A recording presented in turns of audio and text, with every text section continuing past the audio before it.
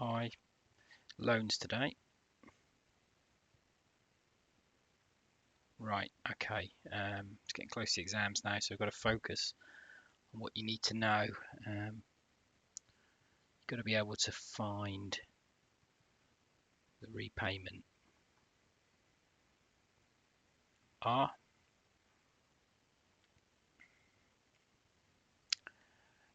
This is from the equation of value, present value of the income, which is the loan, present value of the outgo, which is the repayment.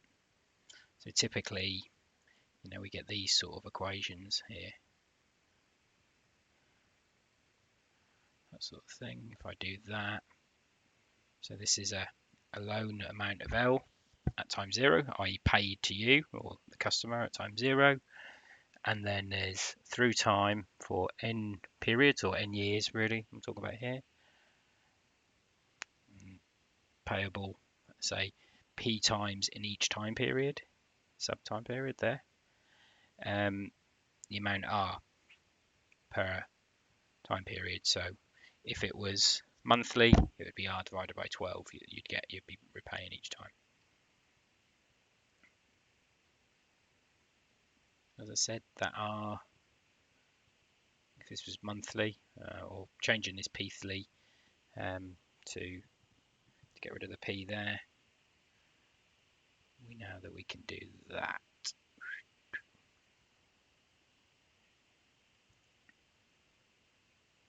Okay.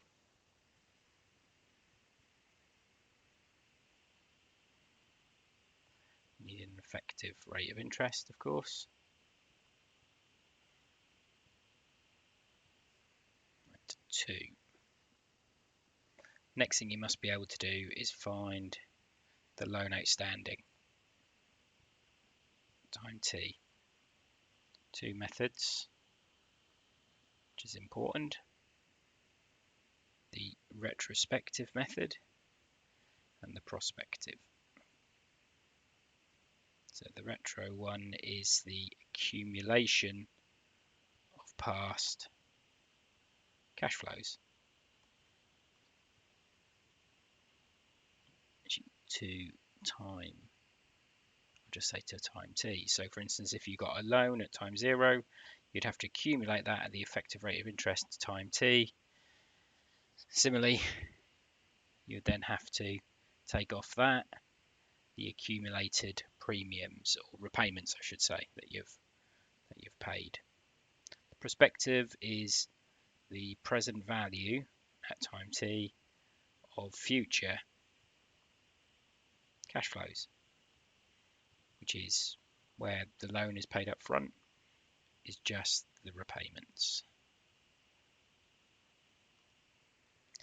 So I'm not going to go into examples of that. You need to be doing questions now. There's a question pack on Moodle for loans. Practice is the only way to get better at this.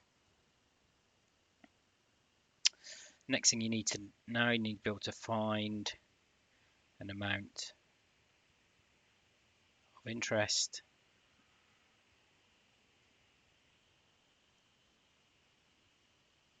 at time t. This is very simple, really. This is the loan outstanding multiplied by I.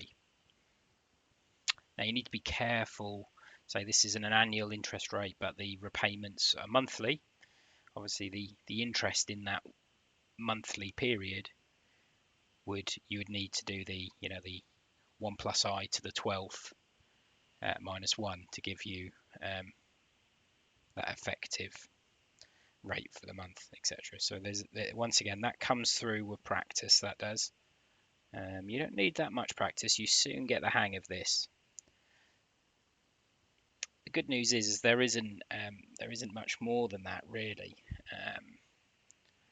The only other thing you do need to think about is this concept of this flat rate of interest.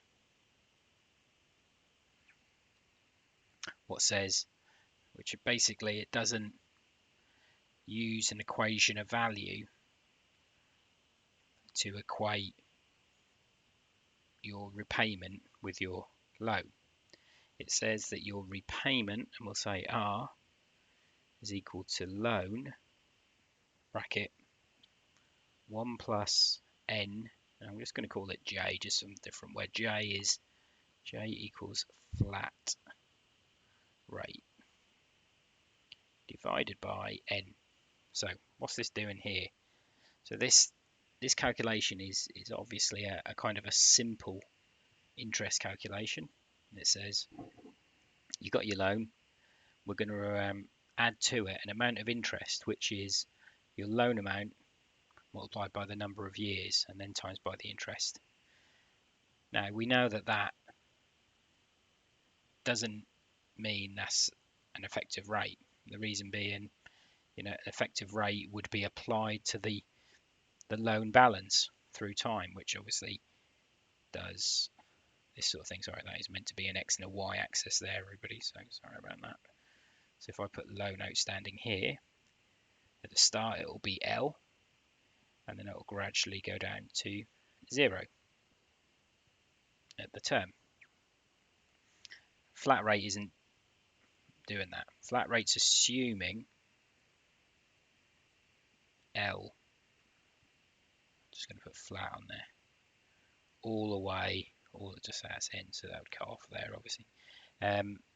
Assuming the loan outstanding is L all the way through. So J maybe say 5%, but in reality, the effective rate is something like 10%. How do we find that? Well, if I put RF there, just to distinguish it from where we were earlier up here at the top in number 1. So what do we do? So let's do the equation of value. Equation of value to find J. So now we've got L. I'm going to put LF as well, because obviously we had L in 1 earlier as well. So we'll do the equation of value here. So under this flat rate, what do? We borrowed an amount of money, and we're going to have an amount of repayments. These are all actual things. To find the actual rate, the actual effective rate, sorry, we need to use the annuity function at, I think, have I put J? Yeah. Sorry, no. At J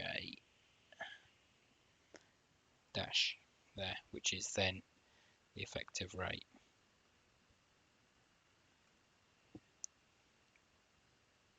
This will also be known as the APR if all costs are included. So as you can see, I'm rapidly running out of room. There are some questions on Moodle to practice this. Good luck, everybody.